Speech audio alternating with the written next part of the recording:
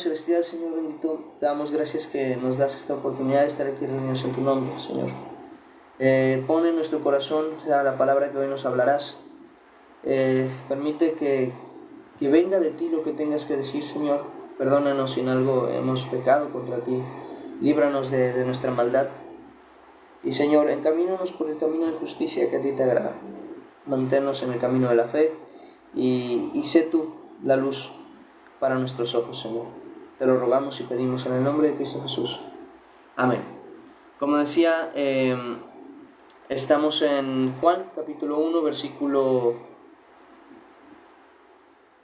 19. Vamos a estar viendo hasta el versículo 28, eso es lo que vamos a estar leyendo el día de hoy, ¿ok?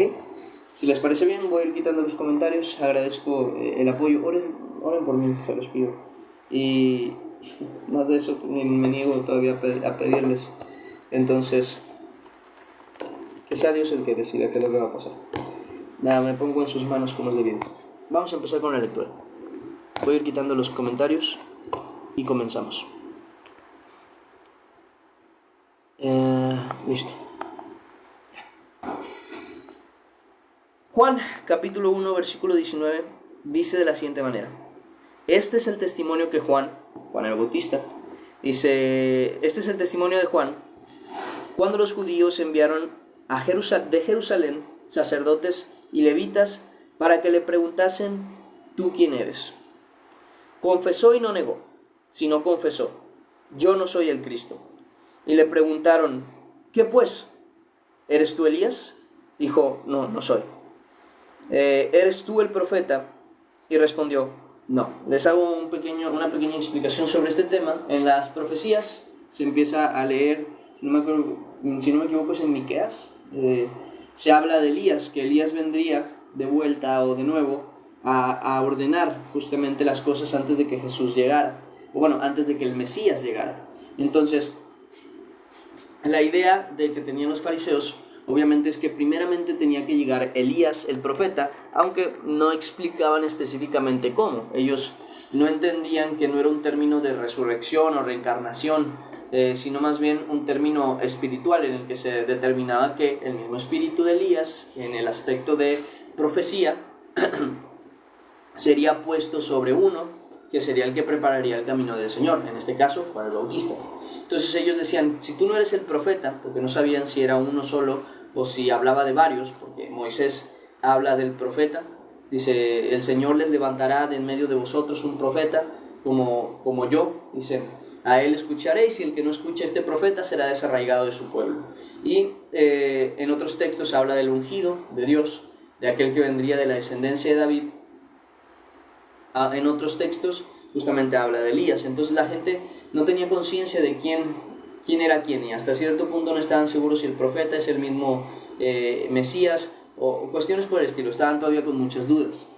Llegan con este Juan el Bautista, el cual está bautizando en las aguas de por ahí, y le preguntan justamente, ¿no? Bueno, y tú que has reunido tanta gente, que has hablado del arrepentimiento, que has traído este nuevo movimiento, ¿no? de arrepentimiento y de cercanía a Dios, dice, ¿quién eres? ¿Eres el Mesías? ¿Eres tú el profeta? ¿Eres quien tenía que venir? ¿O quién eres tú? Y entonces es donde él confiesa, no soy ni el Mesías, no soy el profeta. Y le preguntan si es Elías. Obviamente Juan no estaba consciente de esta verdad, aunque bueno, debería estarlo, pero dice, no soy Elías. Y dice, entonces, ¿quién eres? Dice, le preguntan en el siguiente versículo 22, pues, ¿quién eres? Para que demos respuesta a los que nos enviaron, ¿qué dices de ti mismo? Y es curioso esta parte, porque vemos una cuestión de este Juan el Bautista, ¿no? Porque le preguntan, ¿eres tú Elías? Y él dice, no soy. Sin embargo, vemos más adelante cómo Jesús afirma con libertad, él es el Elías que les iba a ser enviado. Entonces, también pasa en muchas ocasiones que no tenemos conciencia de quiénes somos delante de Dios, sino hasta que Dios lo revela por cuenta propia. Entonces, en primer lugar, no por nada la Escritura dice que el que se humilla será enaltecido y el que se enaltece será humillado, ¿no? El que no se pone en un lugar de yo soy el apóstol que viene a cambiar tú sé humilde, soy un siervo del Señor que viene justamente al servicio del Señor. Eso es lo que es Dios el que termina dando respuesta específica a ese término de quién es cada uno, ¿no? de quién es uno, de qué es lo que hace, qué es para lo que vino, qué es lo que Dios quiere de esa persona. Entonces, teniendo conciencia de esto, vemos justamente que Juan el Bautista sí era el Elías que iba a ser enviado, y él no lo sabía, él no tenía conciencia de esto, o al menos no sabía cómo aceptarlo hasta cierto punto. Entonces cuando le preguntan quién eres Elías, le dice, no soy, pero vemos que Jesús le dice que sí, que él era el Elías que iba a ser enviado para preparar el camino del Señor.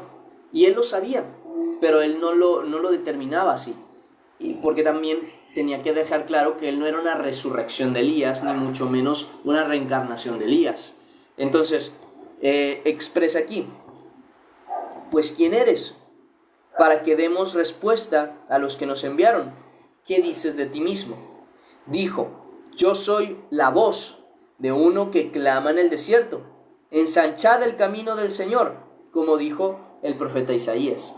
Entonces él sabía su propósito, él sabía su misión, y aún con todo eso él no se consideraba una persona importante hasta cierto punto. Jesús es el que le da la importancia. Jesús es el que dice, entre los que nacen de mujer, dice, no se ha levantado ninguno mayor que Juan el Bautista. Entonces vemos justamente esa cuestión, ¿no? Vemos esa situación. Y dice lo demás.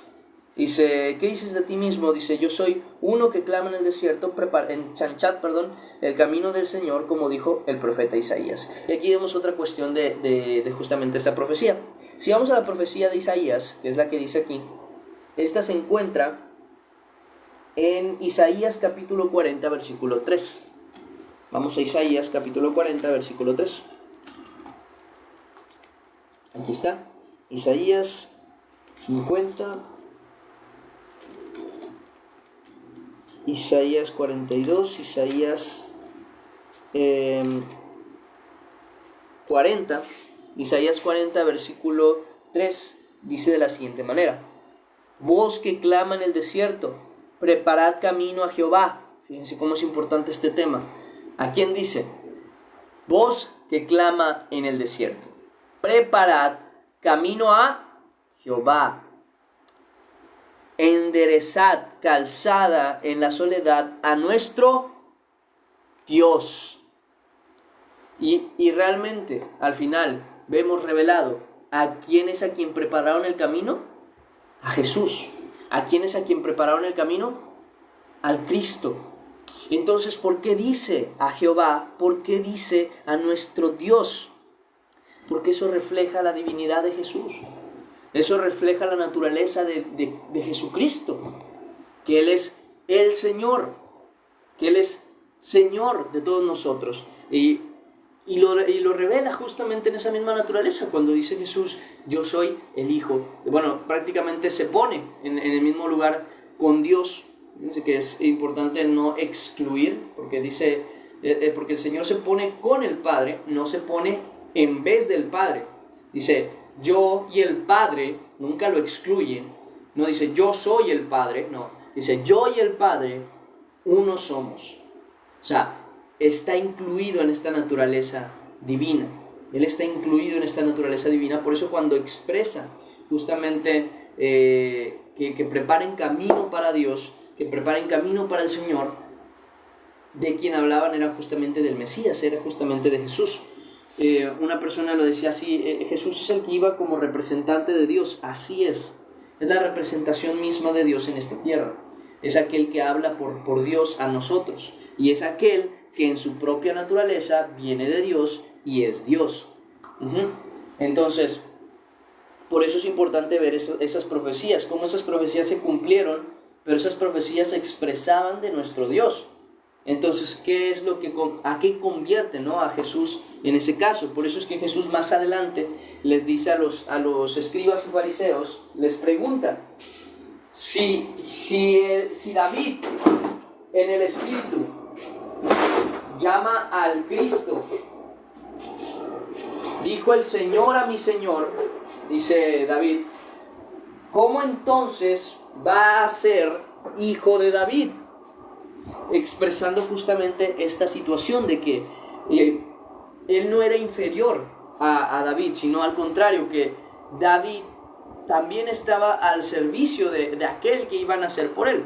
Del que venía la promesa de él en primer lugar. Permítanme que traigo la camisa un poquito desfajada. Entonces, viendo esta situación, quiero que les quede muy claro que no es necesario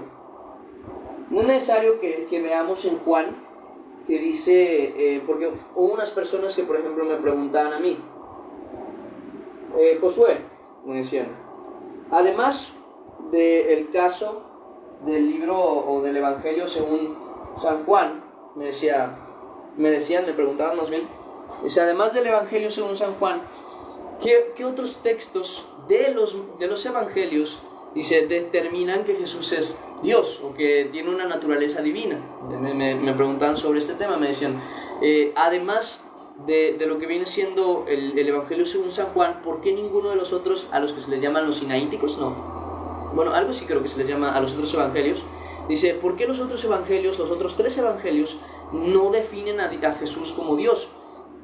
Pero están muy equivocados, porque sí lo hacen, aunque no lo hacen directamente como lo hace el Evangelio de Juan, en el cual sí lo expresa directamente diciendo el verbo era Dios. Y como al final también vemos a Tomás diciendo de Jesús, ¿no? Diciendo en ese momento, mi Dios, mi Señor y mi Dios, algo así le dicen.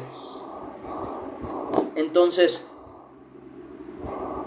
entendemos la naturaleza de Jesús por temas como estos, que no son tan esencialmente directos, pero que sí son muy claros, ¿no? Si el texto habla de Dios como del Señor, que sería el que vendría y haría, pero el que vino y hizo fue Jesús, entonces entendemos que ese mismo Dios del que hablan es el mismo que actuó, y es el mismo que obró en la mano o a través, en este caso de Jesús, porque Jesús tiene esa misma naturaleza del Señor.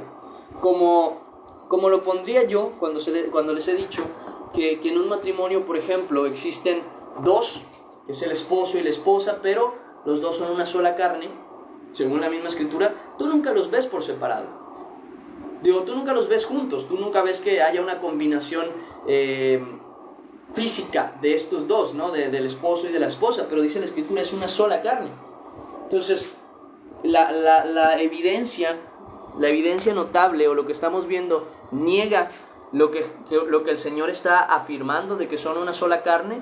No, solo que es un término espiritual, es un término diferente, es un término que no llegamos a comprender, porque para nosotros, en nuestra idea, que algo sea una sola cosa tiene que ser literal, una sola cosa, pero en el término en el que Dios demuestra 2 cosas pueden ser una sola unidad. 2 cosas pueden ser perfectamente una sola unidad. Y este sigue siendo un desodorante y esto sigue siendo parte del desodorante. Si lo unes, sigue siendo un desodorante. Entonces, en esa misma naturaleza, el Hijo está unido al Padre. En una naturaleza que en nuestra visión, en nuestro entendimiento, en nuestro razonamiento, vemos a 2, al Padre y al Hijo. Pero en esencia, y más que en esencia, en naturaleza, siguen siendo Dios, uno solo. Y es bien importante que entendamos eso de esta manera, en que no hay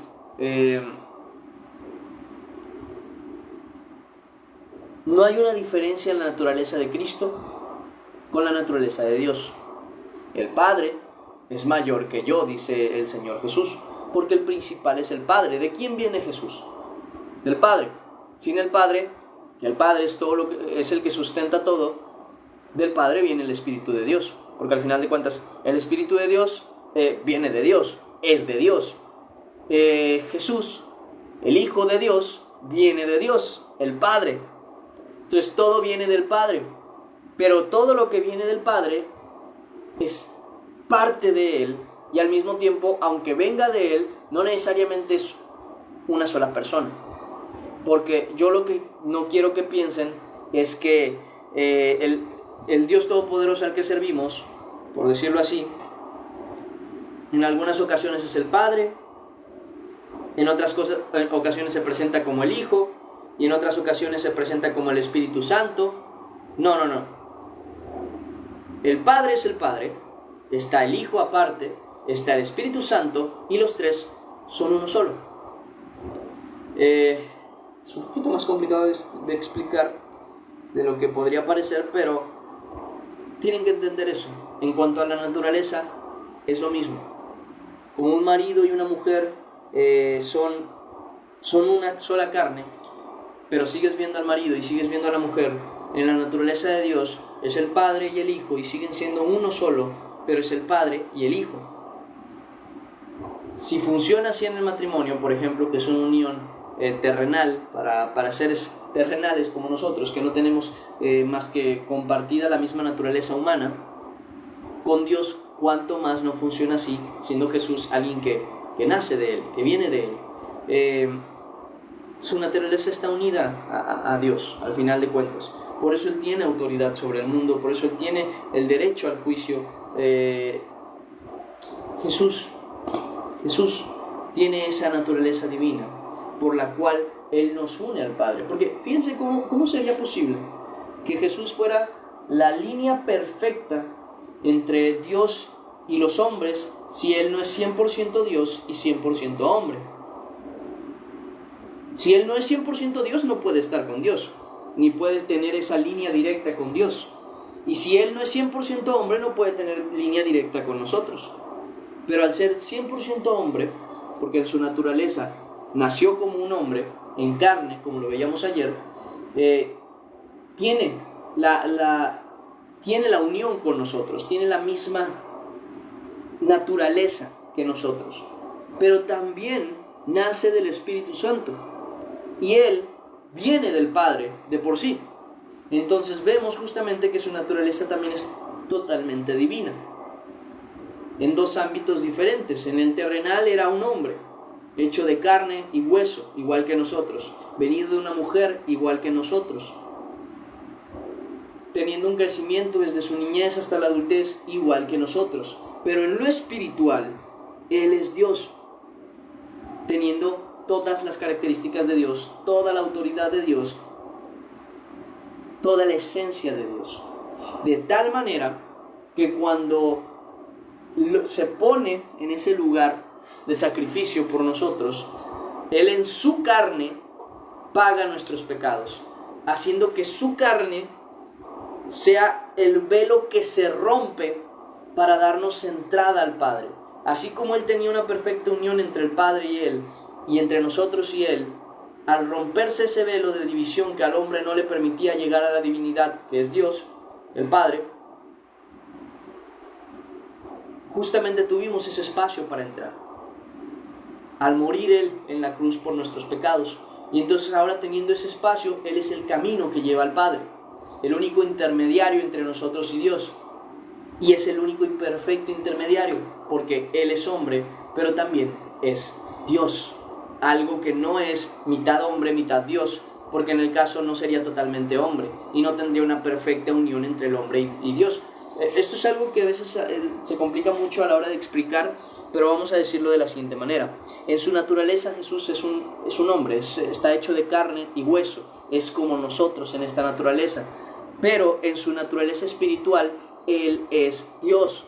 Por eso mismo es que Él viene de Dios y es nacido de Dios y tiene la misma naturaleza que Dios, y por eso Él y el Padre son uno, pero al mismo tiempo su naturaleza como hombre lo hace ser hijo de Dios, pero no el Padre. Al final de cuentas, Él viene siendo el Hijo, y esa naturaleza es la que nos une a Él, su humanidad, pero su divinidad es la que rompe su propia humanidad y permite espacio a nosotros para también nosotros compartir esa misma naturaleza. Por eso mismo es que ahora tenemos dos naturalezas en nosotros, así como Jesús la tuvo. Jesús tuvo la naturaleza de hombre al nacer, pero también tenía la naturaleza de Dios al ser del Espíritu Santo y al venir de Dios, y al venir pues obviamente siendo la palabra de Dios, algo que ya era eterno de por sí. Y ahora Él nos dio la oportunidad para que nosotros también nos despojemos de nuestra carne y vivamos en el Espíritu Santo, teniendo nosotros ahora también, al igual que Él, una segunda naturaleza que es divina. No quiere decir que nosotros seamos Dios, sino quiere decir que tenemos esa naturaleza espiritual que nos permite llegar a Dios. Porque nuestra carne, y la Escritura misma lo dice en Génesis, dice: mi espíritu no contenderá para siempre con el hombre, porque el hombre es carne. Miren, vámonos a Génesis capítulo 6. Génesis capítulo 6, si no me equivoco, es eso. Versículo 3. Génesis 6, 3 dice: y dijo Jehová, no contenderá mi espíritu, estamos hablando del Espíritu Santo, con el hombre para siempre, porque ciertamente él es carne. La carne, como dice Pablo en otro texto, no puede heredar el reino de Dios. Por eso Jesús tuvo que romper esa carne que tenía él, esa carne, esa naturaleza, poniéndose como sacrificio mismo en la cruz, dando su sangre para el nuevo pacto. Y cuando ese velo, que dice la Escritura, ese velo es la carne, ese velo se rompió, dio espacio para que todo aquel que esté en Él, que crea en Él y que se haga parte de Él y en su propia esencia, pueda tener esa entrada directa al Padre. Por eso mismo nosotros nacemos de nuevo y tenemos una naturaleza ahora espiritual, en la cual nosotros vivimos y habitamos. ¿Por qué es que teniendo una naturaleza espiritual nuestro cuerpo sigue con vida? Simple y sencillamente porque el Espíritu de Dios que habita en nosotros le da también vida al cuerpo que estaba muerto en los pecados. Y ahora nuestro cuerpo y nuestra vida y nuestro espíritu vive en santidad, la cual no era posible antes de tener esta naturaleza que viene de Dios. Por eso Jesús sí pudo cumplir con todas las características necesarias, porque Jesús ya tenía al 100% esa naturaleza que viene de Dios desde el comienzo. Nosotros, ahora que le hemos recibido a Él, recibimos el mismo regalo de tener esa naturaleza del Espíritu Santo en nosotros. Aunque no es propio de nosotros, es para nosotros y es en nosotros, y nosotros seremos uno en Él. Por eso es que Jesús dice en un texto de Juan, capítulo 15, si no me equivoco, en el 17, capítulo 17, dice que nos cuide y que nos dé de su Espíritu para que nosotros también seamos uno como Él y el Padre son uno. Entonces es el Espíritu Santo el que nos une a todos nosotros, el que nos une en el Señor, el que nos da la vida en el Señor, y es por eso mismo que es tan importante respetar al Espíritu Santo, porque tiene tanta relevancia en ese aspecto, que es lo que nos une a Dios. Entonces es entender esa naturaleza de Dios, es entender esa naturaleza de Jesús, y el por qué al final de cuentas Él, siendo hombre, totalmente hombre, también es totalmente Dios. Vamos a ponerlo así, que está en dos rubros diferentes. Está en el ámbito espiritual, es totalmente Dios; en el ámbito físico es totalmente hombre. Y el ámbito físico fue desgarrado, vamos a decirlo así, fue destruido al morir en la cruz, pagando por los pecados. Dice la Escritura, condenando entonces así al pecado en la carne. Y al morir la carne, el pecado fue pagado. Y al quedar pagado el pecado, Él ya no tiene pecado en su naturaleza, por tanto la muerte no debería tenerlo cautivo, porque su naturaleza divina no tiene culpa alguna del pecado, sino que condenó el pecado en la carne. Por eso cuando Él vuelve de los muertos, ya no se presenta como se presentaba antes, aunque sigue siendo hombre, aunque sigue siendo 100% hombre, ya es un hombre como Dios quería desde el principio. Por eso la Escritura lo determina como el segundo Adán. Así como Adán era hijo de Dios según la misma Escritura, no tan literal como lo es Jesús, pero sí era creación de Dios al final de cuentas. Jesús vino a ser, no a hacer. Él vino a ser lo que desde el principio Dios estaba buscando en la humanidad. Algunos lo llaman el humano perfecto. Que Él venía a que esa naturaleza humana fuera justamente incorruptible. Algo que Adán no pudo lograr, que estando sin pecado Adán, estando sin malicia, aún así pecó contra Dios. Jesús, viniendo en carne, en medio del pecado, ató el pecado del mundo en su carne, desgarrando justamente ese velo de división entre nosotros y Dios, dando espacio para que su naturaleza divina nos lleve al Padre. Entonces, nada, es algo muy necesario que no neguemos la naturaleza divina de Jesús, porque desde el Antiguo Testamento hasta el Nuevo Testamento se viene revelando de esa manera, que solo Dios da salvación. Y fue Jesús por quien recibimos la salvación. Eso determina la naturaleza de Jesús. Dice más, versículo siguiente, otra cosa que me gustaría remarcar de ese mismo texto, que dice: vos que clama en el desierto, preparad, enderezad el camino del Señor, como dijo el profeta Isaías, es conocer nuestro propósito. Por ejemplo, hermanos, en el caso nuestro, es difundir el Evangelio con los que están a nuestro lado, por amor a ellos, darles el conocimiento de la verdad sin ocultarles esa verdad. ¿Cómo? Hablándola, pero también viviéndola, siendo ejemplo. Ayer hablaba con una persona justamente de este tema, porque yo le decía la importancia de leer la Biblia, y me decía de una persona que él conoce, un familiar de él, que lee la Biblia muy constantemente, dice, incluso a veces se desvela leyendo la Biblia, y le digo, bueno, ¿y qué pasa? O sea, ¿por qué me lo comentas? Y me dice, bueno, porque si vieras la persona que es, horrible, le hace horrible persona, y se la pasa, lee la Biblia. Y es donde le digo, bueno, es que es desafortunado, pero la Escritura misma lo dice.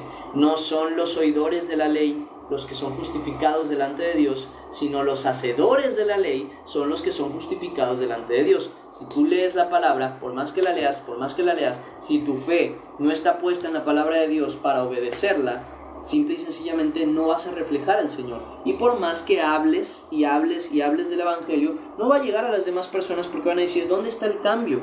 ¿Dónde está el nuevo nacimiento? ¿Dónde está el Espíritu Santo del cual se habla tanto? ¿Dónde está esa naturaleza de ser hijo de Dios y de parecerse en la naturaleza de la pureza a Dios? ¿Dónde está ese seguir a Jesucristo, no? Porque al final de cuentas nuestras palabras no concuerdan con nuestros hechos. Entonces es muy importante que tengamos conciencia de lo que nos toca hacer, hermanos míos, de lo que nos toca vivir, como lo tenía en este caso Juan el Bautista, que dice que él sabía cuál era su propósito, vamos a decirlo así, su encomienda.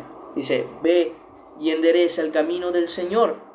Dice, yo soy la voz del que clama en el desierto, endereza el camino del Señor, como dijo el profeta Isaías. Entonces él venía justamente a preparar ese camino, el cual él preparó para que cuando el Señor viniera encontrase un pueblo bien dispuesto. Nosotros tenemos que hacer lo mismo, hablar el Evangelio, alumbrar, como les he dicho en otros devocionales, con la luz de Cristo a todo aquel que esté en oscuridad.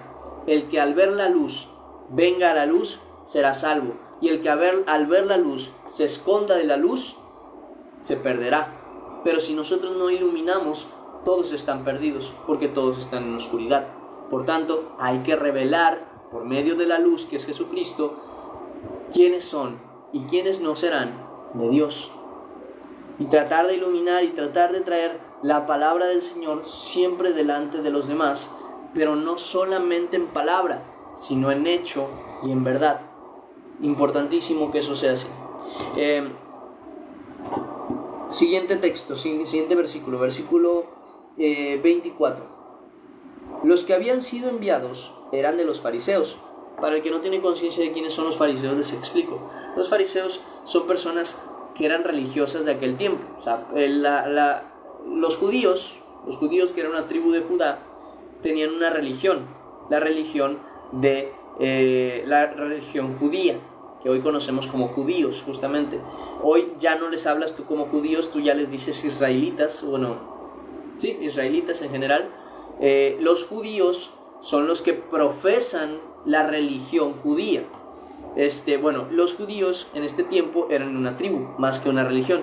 Y entre los judíos estaban los que eran religiosos de esa tribu, los que creían en Dios, leían las escrituras, entre otras cosas. Entre ellos estaban los más devotos, los fariseos, los saduceos y los escribas de la ley.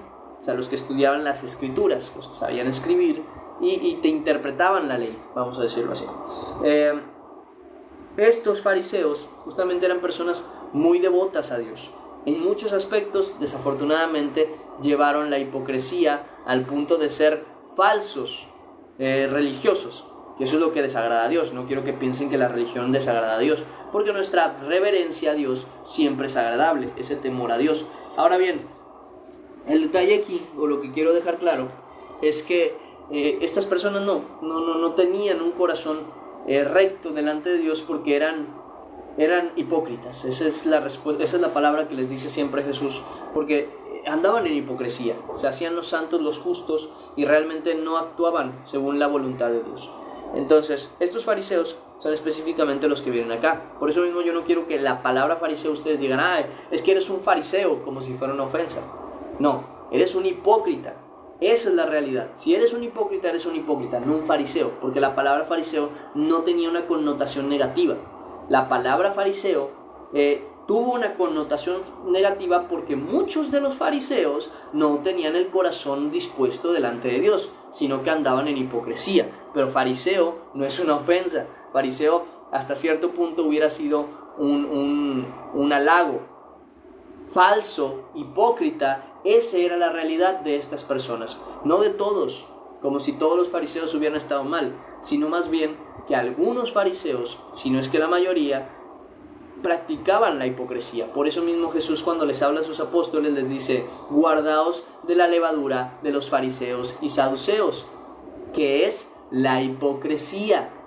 Y esa doctrina de hipocresía es la que desafortunadamente se había manchado en ese tiempo. Así como al día de hoy, esa doctrina de hipocresía está marcada en muchas de las iglesias, en muchas de las religiones, en muchas de las denominaciones de Cristo. Así en ese tiempo estaban los fariseos. ¿Y a poco por eso va a ser una ofensa decir cristiano a alguien? No, falso. Ese es el detalle. Entonces, nada más les comunico quiénes eran los fariseos, para que tengan una conciencia y no hablen sin saber. Porque hay gente que nada más habla sin saber. Escucha a una persona que defiende la verdad del evangelio y dice: hey, eres un fariseo, eres un esto, eres un aquello. No tienen conciencia de la palabra, por eso hablan sin saber. La hipocresía es la que lleva a un fariseo a estar mal. No su doctrina, no su palabra, no lo que enseña, no lo que aprende. Porque vemos también muchos fariseos que se convirtieron al Señor. Y Jesús tiene una clara respuesta sobre aquellas personas, diciendo: así es un escriba que llega al reino de Dios. Es como el padre que recoge de sus tesoros y saca cosas viejas y cosas nuevas. ¿Por qué? Porque el que tenía conocimiento, o sea, los fariseos y los escribas de aquel tiempo, si se convertían al Señor teniendo fe de verdad en el Señor, tenían conocimiento previo de la verdad, de la palabra, de lo que viene siendo la ley. Entonces ellos sacaban lo bueno y lo bueno de la palabra, tanto de lo antiguo como de lo nuevo. Por eso era tan importante y tan bueno cuando uno de ellos se convertía al Señor. Y vemos muchas personas. Pablo era un fariseo. Dice Pablo, era fariseo de fariseos. Pero al entender el evangelio, a comprender lo que era correcto, él se volvió de Cristo. Se volvió alguien de Cristo y fue de gran bendición para la iglesia de aquel tiempo, incluso para la de estos tiempos. Entonces, para que entiendan más o menos quiénes eran. Entonces dice que fueron enviados de los fariseos. Dice, versículo 25: y les preguntaron y le dijeron: ¿por qué pues bautizas si tú no eres el Cristo, ni Elías, ni el profeta? Juan les respondió diciendo: yo bautizo con agua, mas en medio de vosotros está uno a quien vosotros no conocéis.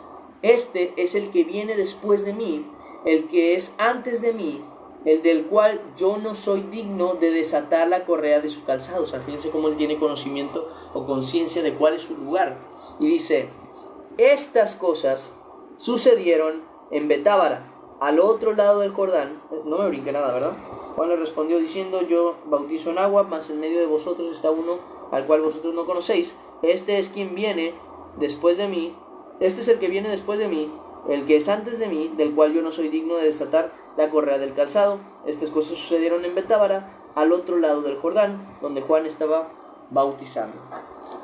Y ahora sí, ahí terminamos el devocional del día de hoy. Terminamos la lectura del día de hoy. Si hay preguntas, dudas o cuestionamientos, de una vez se van respondiendo. Y pues nada, hoy no había versículos extras como tal, se llegó a expresar algunos, pero más allá de eso no hubo mucho más. Vamos a orar y vamos a agradecer a Dios y poner ahora sí que nuestro día en las manos del Señor. Siendo las 11, y ahorita en un ratito yo me retiro con la gata. Y pues nada, oren mucho por nosotros, por favor. Y bueno, nada más sería eso. Vamos a orar. Padre Celestial, Señor bendito, te damos gracias que nos das esta oportunidad de leer tu palabra, de estar aquí en presencia tuya, Señor, de tener esta bendición. Te rogamos, Padre, que seas tú con nosotros, hoy, mañana y siempre, y que tú obres conforme a tu voluntad. Te lo pedimos, Padre, en el nombre de Cristo Jesús. Amén y amén. Y ahora sí, terminamos el devocional del día de hoy. ¿Cómo se encuentran, hermanos? ¿Dudas, preguntas de una vez? Es cuando se pueden contestar.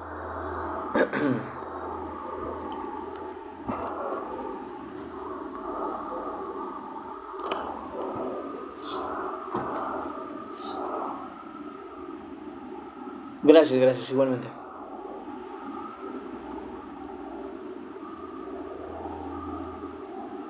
Saludos, ¿cómo te llamas? Bernie Morales 61. Saludos.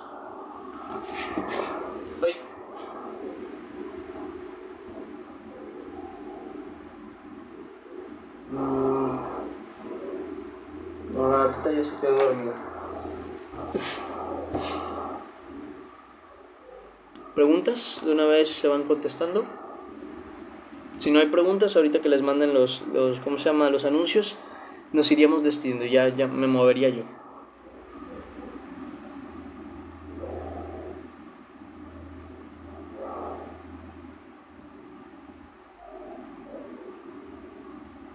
Amén, primeramente Dios. Soy de México, soy de por acá de la zona de Tamaulipas. Gracias, igualmente, Miniam.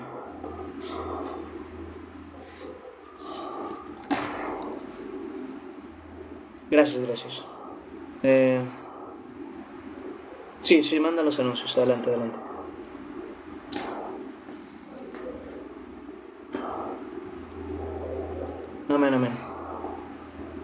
Gracias.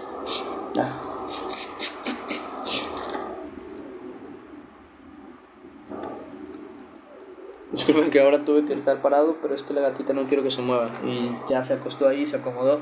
No quería que buscara otro lugar. Quiero estornudar.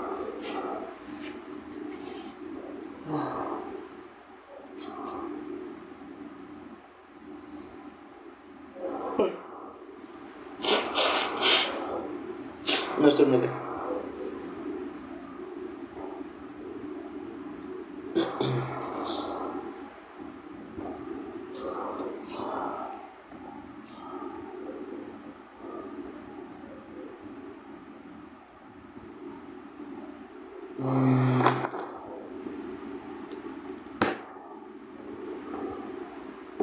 No.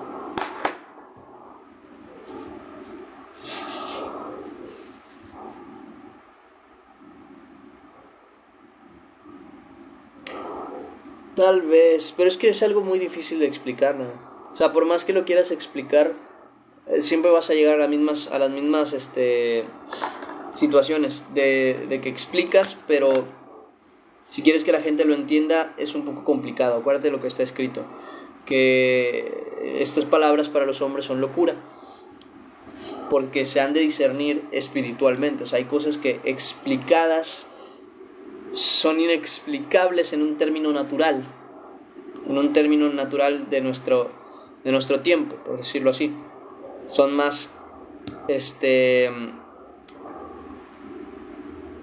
factibles en términos espirituales, donde la física no funciona igual que aquí, por así decirlo.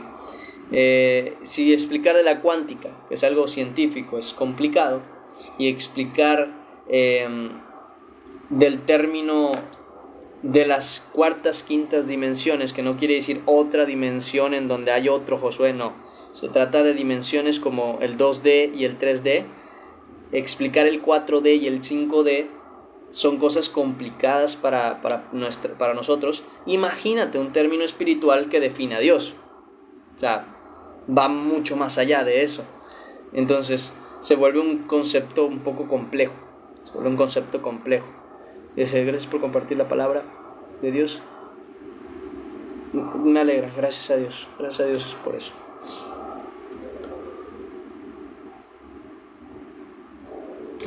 Ay, uy. Casi se cae.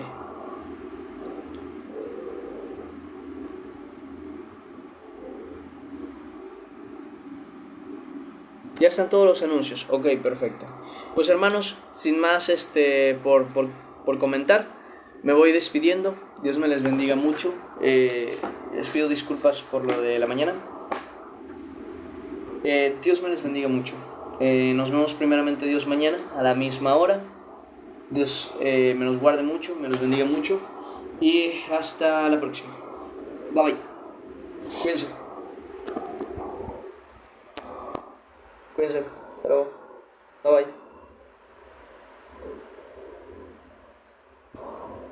Hasta luego.